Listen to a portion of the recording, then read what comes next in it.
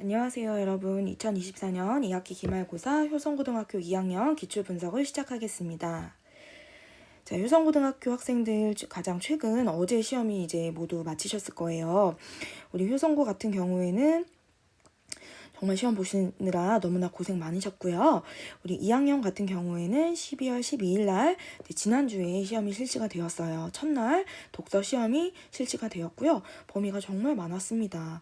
자, 이번에 교과서 지문 역시 3개가 나왔고요. 전부 다 나머지 지문은 외부 지문이었거든요. 개수가 정말 많았기 때문에 이번에 시험 여러분 준비하시느라 수고 정말 많았습니다. 수업하는 데에도 진도를 빠르게 나가서 다행히 잘 여러분 복습을 많이 신경을 쓸 수 있었지만 정말 조금이라도 천천히 나갔다면 좀 아찔하다 이런 생각이 들 정도였어요.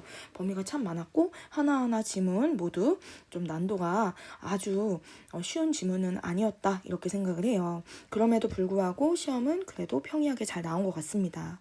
자, 교과서 중심의 문항은 11개이고 14개 즉 절반 이상은 다 외부 지문을 토대로 문제가 나왔습니다. 하지만 서로를 엮어서 내는 문제는 없었어요. 자, 영역별로 분석을 좀 해보면 인문 분야에서 생각보다 좀 문제가 많이 나왔죠. 원래 우리 효성고등학교 2학년은 사회 분야이거나 과학기술 분야에서 문제가 참 많이 나왔는데 이번에는 인문에서 가장 많이 나왔고요.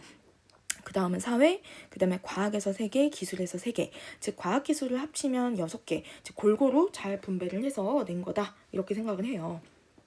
하지만 난도에 있어서는 정말 여러분 중간고사에 비해서 그리 어려워지진 않았어요. 지문이 선정된 것 자체는 좀 난도가 있었어요. 선정된 지문 자체는 난도가 많이 이전보다 올라가긴 했습니다만 정작 이제 문항수가 그래도 좀 많은 학교인 축에 들어가는데 토탈 25개의 문제가 나왔어요. 그런데도 지금 제가 보았을 때 지금 배점이 사실 한 문항당 좀 낮은 편이에요. 왜냐하면 논술형에서 이제 배점이 좀 많이 높게 가져가기 때문에 상대적으로 우리 객관식 비중에서는 배점이 좀 줄어들 수밖에 없어요. 틀리더라도 좀 점수가 깎이는 부담은 덜하겠지만 또 난도 역시도 지금 굉장히 보시는 바와 같이 제가 좀 냉정하게 판단을 해보면 중하 혹은 중하 요 수준이 거의 다고 좀 여러분한테 미안한 얘기지만 상중하 중에서 상에 해당되는 난도는 전 없다고 생각해요. 다 너무나 쉽게 풀 수 있었다 이렇게 생각을 합니다. 그러니까 소소한 실수만 아니라면 충분히 100점 가능했던 시험이었어요. 자, 세부 문항 분석 한번 들어갈게요. 자, 먼저 첫 번째 유형으로는 글 전반의 흐름을 묻고자 하는 문제를 제법 많이 내셨다 이렇게 생각을 해요. 조금 제가 이 전반의 흐름에 대한 이해력을 묻는 문제를 나눠봤는데 첫 번째로는 문단의 흐름, 즉 어떤 내용적인 흐름에 따라 주어진 문단이 어디에 들어가면 좋겠니? 라는 이런 문제가 하나 나왔고 두 번째 유형으로는 오른쪽에 제시된 바와 같이 글 전반의 이 형식상, 즉 논지 전개 방식, 내용 전개 방식을 묻는 문항이 출제가 되었어요. 이러한 문제들이 지금 출제가 되었다라는 것은 지엽적인 부분 외에도 글 전체적으로 얼마나 숙지를 하고 이해를 하고 있는지를 묻겠다, 파악하고자 한다라는 선생님들의 의도를 파악해 볼 수 있겠죠. 즉 특정 지엽적인 부분 외에도 여러분이 전반에 대한 이해가 또 중요하다. 그 부분도 놓칠 수 없는 걸 여기서 확인해 볼 수 있네요. 자, 다음 유형으로는 어휘 문제예요. 이번 효성고 2학년 시험에서도 어휘 문제가 참 많이 나왔거든요. 사전적 의미랑 문맥적 의미 골고루 나왔어요. 그리고 이 제시된 문제 외에도 정말 많이 출제가 몇 개가 더 되었거든요. 여러분 어휘 문제 자꾸 틀리는 효성고 학생들 좀 계세요. 여러분 효성고 학생들은 공부 어지간하면 잘하는데 어휘가 굉장히 취약하거든요. 어휘는 정말 강조를 하고요. 여러분 한자성어랑 또 한자어 그리고 문맥적 의미 파악, 사전적 의미 모르시는 경우 위험합니다. 반드시 사전 앱 스마트폰에 깔아주시고 수시로 찾고 뜻을 파악하고 분석하고 정리하고 또 기록하고 녹여서 재해석해보는 그 훈련을 꼭 해주셔야 됩니다. 여러분 그 점 실수하지 마시고 반드시 잘 지켜주시면 정말 감사하겠습니다.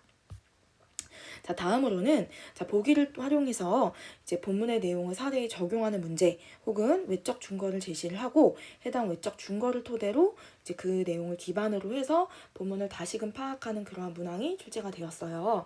여러분 전부 다 쉽게 풀 수 있었던 내용이고 크게 본문과 이질적이지 않고 아주 쉽게 우리가 적용해 볼 만한 그러한 내용이었다고 생각을 합니다. 특히 우리 법률 지문 공부하면서 여러분 사례 적용 좀 난해한 문제도 많이 다뤄봤기 때문에 그것들에 비하면 정말 평이하게 나왔다라고 생각을 해요. 그래서 여러분 충분히 저희 학원에 재원하는 우리 효성고등학교 학생들 전부 다 시험 다 잘 봤습니다. 너무나 축하하고 정말 여러분 이 흐름을 몰아서 3학년 1학기까지 내신 관리 잘 해나가기를 바랍니다.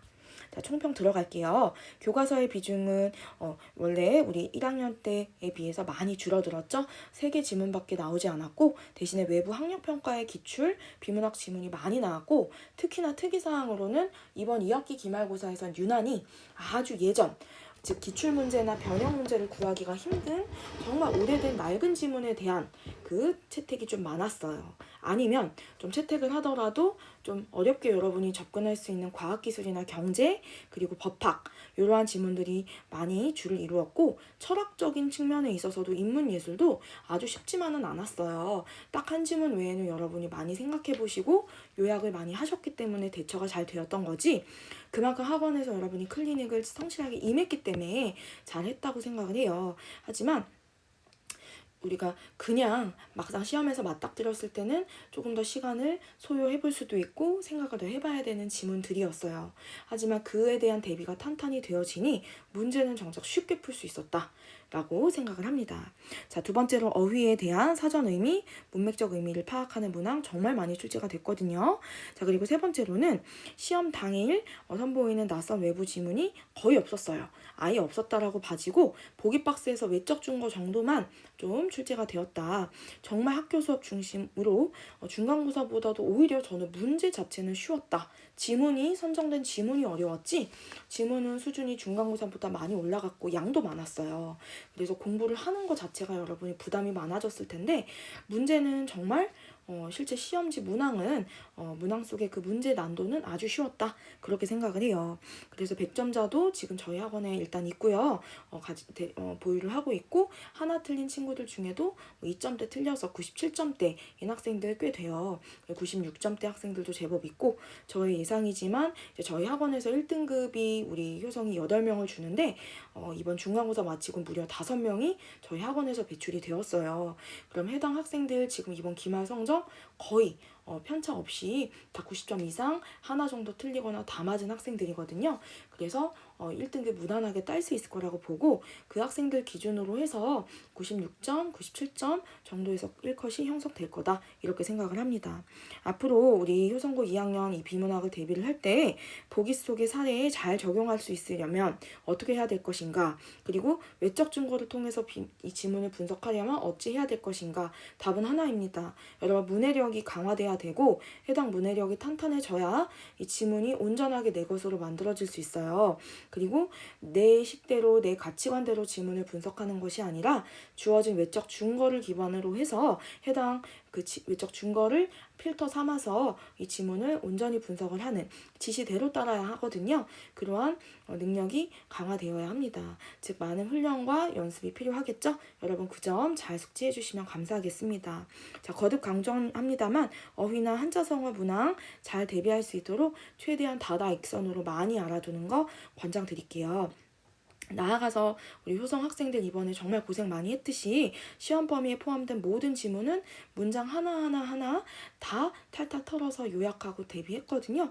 그 내용이 가장 그 방식이 저는 왕도라고 생각합니다. 가장 고득점에 이를 수 있었던 최고의 방법이라 생각을 해요. 물론 제가 그 외적으로 많은 자료들도 여러분한테 공수를 해드리지만 그 자료는 아무리 많이 푼다고 해도 고득점을 100% 보장하진 않아요. 하지만 그 자료를 풀지 않아도 여러분이 이 분석과 요약을 철저히 한다면 고득점은 따놓은 당상이에요. 그래서 반드시 무엇을 선행으로 해야 되는지, 좀 무엇을 후순위로 둬야 되는지를 같이 판단을 잘 해주시고, 저는 단언컨대 이 문단과 문장 요약이라고 생각을 합니다. 자, 그리고 마지막으로 서술형의 조건은 제법 까다롭습니다. 절대 만만하게 나오지 않고 채점 후하게 해주시지 않아요. 깐깐하게 조건을 기반해서 여러분 조건 제대로 읽으시고 그 조건에 대해서 누락 없도록 온전하게 서술할 수 있도록 그 부분을 습관화할 수 있도록 과제, 클리닉 참여 성실하게 임해주시면 저희 한맥국어에서 탄탄하게 대비시켜드리니까 고득점 함께 하실 수 있습니다. 여러분 다음 시험에서도 또 함께 하길 바라고 방학 알차게 잘 보내시길 바랍니다. 수고 많으셨습니다. 여러분 감사합니다.